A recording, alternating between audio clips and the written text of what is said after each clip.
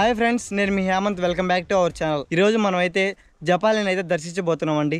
మనం ఈ వీడియో ముందైతే మన ఛానల్లో 2 వీడియోస్ అయితే పెట్టాము. వాటిలో ఒకటైతే అలిపిరి టు తిరుమల మెట్ల మార్గం అండ్ అదే కాకుండా తిరుమల చూడవలసిన 6 పుణ్యక్షేత్రాలు. ఆ వీడియోస్ ఏమైనా చూడకుండా ఉంటే వాటి యొక్క లింక్ కింద డిస్క్రిప్షన్లో ఉంటుంది, చూడండి.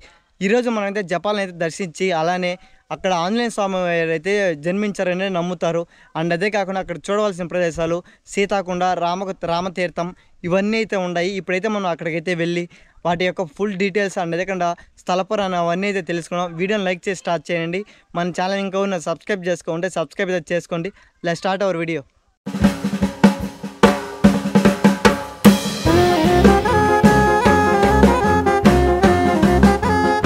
మనం జపాల దగ్గరికి రావడానికి అయితే మనకు తిరుమల దగ్గర నుంచి అయితే బస్సెస్ అండ్ ట్యాక్సీస్ అండ్ అవైలబుల్లో ఉంటాయండి.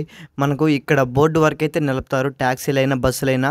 ఇక్కడ నుంచి మనం ట్రెక్కింగ్ చేసుకుంటే ఒక 2 కిలోమీటర్స్ అయితే వెళ్ళాల్సి ఉంటుంది. వెళ్దాం.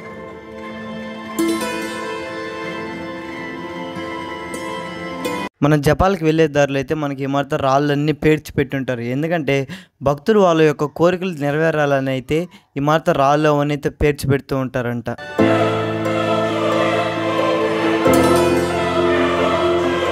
మనకు జపాలి అనగానే బాగా గుర్తొచ్చేది ఆంజనేయ స్వామి టెంపుల్, అలానే అక్కడ ఉండే ప్రకృతి, నేచర్ అవన్నీ. ఆ నేచర్లో కానీ అలా మనం ట్రెక్కింగ్ చేసుకుంటూ కానీ వెళ్తూ ఉంటే ఎంత బాగుంటుంది తెలుసా. అదే కానీ వింటర్ సీజన్ కానీ లేదంటే రెయిన్ సీజన్ కానీ అయితే ఇంకా చాలా అద్భుతంగా ఉంటుంది. ఆ చెట్ల మధ్యలో వర్షాలు పడుతూ ఉన్న సమయంలో కానీ వెళ్తూ ఉంటే, అండ్ సమ్మర్లో కూడా మనకు ఈ చెట్ల మధ్యలో కానీ నడుచుకుంటూ వెళ్తూ ఉంటే ఎంతో హాయిగా ఉంటుంది. ఈ జపాలి ప్రాంతం మొత్తం చాలా పీస్ఫుల్గా చాలా ప్రశాంతంగా అయితే ఉంటుందండి.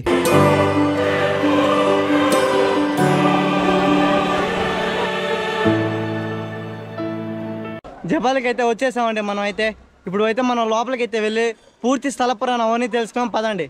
మన గుడి దగ్గరికి రాగానే ఇక్కడ చూడండి, వినాయక స్వామి సహజ సిద్ధంగా అయితే ఒక చెట్టు పైన ఏర్పడి ఉండేది. ఎంతో అద్భుతంగా అయితే ఉంటుంది. ఇదైతే ముందైతే ఇది చాలా కొంచెం చిన్నదిగా అయితే ఉన్నది. ఇప్పుడైతే ఇది చెట్టు పెరగంగా ఏమైందంటే సహజ సిద్ధంగా ఒక వినాయక స్వామి ఆకారంలో అయితే చాలా పెద్దదిగా అయితే మారింది. ఇప్పుడు మనం యాలెంతలకు స్థల పురాణ విషయానికి వస్తే, పూర్వం శ్రీ మహావిష్ణువు రామావతారం ఎత్తేటప్పుడైతే మహాశివుడు ఆయనకు తోడుగా ఉండాలనే ఉద్దేశంలో అయితే శ్రీ ఆంజనేయ స్వామి అవతారం అయితే ఎత్తుతారు. జపాలి అనే మహర్షి అయితే మహాశివుని కోసం అయితే ఎంత కఠోరంగా అయితే తపస్సు చేస్తారు. అప్పుడు ఆయన తపస్సుకు మెచ్చిన మహాశివుడు అయితే ఆంజనేయ స్వామి రూపంలో అయితే ఇక్కడ ఆ మహర్షికి అయితే దర్శనం ఇస్తారు. ఆ మహర్షికి దర్శనం ఇచ్చిన ప్రదేశంలోనే ఆంజనేయ స్వామి అయితే స్వయంభుగా అయితే వెలిసారని నమ్ముతారు. జపాలి మహర్షి ఈ ప్రాంతంలో తపస్సు చేసి స్వామివారిని దర్శించుకున్న వలన ఈ ప్రాంతానికి అయితే జపాలి తీర్థం అని అయితే పేరు వచ్చింది. ఈ ప్రాంతానికి మరొక చరిత్ర కూడా ఉంది, అదేంటో అనేది తెలుసుకుందాం.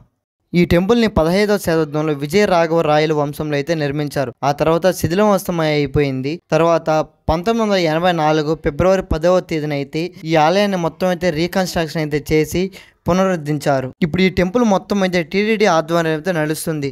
అందువల్ల ఈ టెంపుల్ మొత్తం అయితే ఎంతో రీమోడల్ అయితే చేసి మెయింటెనెన్స్ అయితే చాలా అద్భుతంగా అయితే చేస్తున్నారు. ఈ ప్రదేశంలోనే మరొక సంఘటన జరిగింది. అదే ఈ ఆలయానికి కూడా మరొక స్థల పురాణం కూడా. అదేమిటంటే శ్రీరాముడు రావణాసుని వధించిన తర్వాత అయితే తిరిగి అయోధ్యకు తిరిగి వెళ్తున్న సమయంలో ఈ ప్రాంతంలో అయితే స్వామివారు ఒక కోనేరులో అయితే స్నానం ఆచరించారు. దాన్ని అయితే రామకొండం అని అయితే పిలుస్తారు. సీతాదేవి కూడా ఒక కోనేరులో అయితే స్నానం ఆచరించి దాన్ని అయితే సీతాకొండ అని అయితే పిలుస్తారండి. ఇప్పుడు వాటిని అయితే చూద్దాము. ఈ ఆలయం తాలూకు స్థల పురాణం ప్రకారం అయితే ఈ ప్రాంతం పవిత్రమని అయితే చెప్పొచ్చు. సాక్షాత్తుగా మహావిష్ణు అవతారమైన శ్రీరాముడు, లక్ష్మీదేవి అవతారమైన సీతాదేవి, మహాశివుడు అవతారమైన ఆంజనేయ స్వామి, అలా శ్రీ మహావిష్ణువు మహాశివుడు తిరిగిన ఈ ప్రదేశం ఎంతో పవిత్రమైనది. చూడండి, ఇప్పుడు మీరు చూస్తున్నారు కదా, ఇదేనండి తీర్థము. ఈ తీర్థంలో శ్రీరాములు వారు అయితే స్నానం ఆచరించారని చెప్తారు. ఈ తీర్థాన్ని అయితే రామతీర్థం అని అయితే పిలుస్తారు. అలానే ఆంజనేయ స్వామి టెంపుల్ బ్యాక్ సైడ్ అయితే ఒక తీర్థం అయితే ఉంటుంది.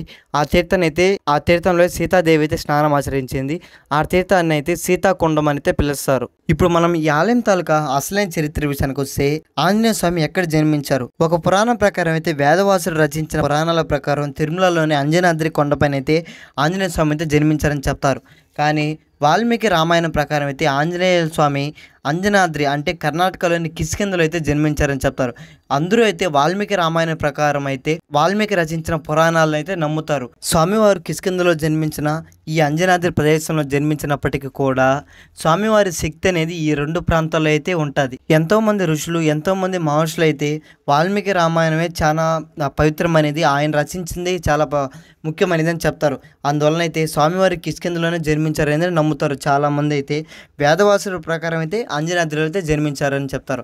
ఈ రెండు ప్రదేశాల్లో జన్మించినప్పటికీ ఆంజనేయ స్వామి శక్తి అనేది ఈ రెండు ప్రదేశాల్లోనే ఉంటుంది. అందువల్ల అయితే స్వామివారిని అయితే అక్కడ ఇక్కడ రెండు తోవలు అయితే స్వామివారిని ఎంతో పవిత్రంగా అయితే కొలుస్తారు.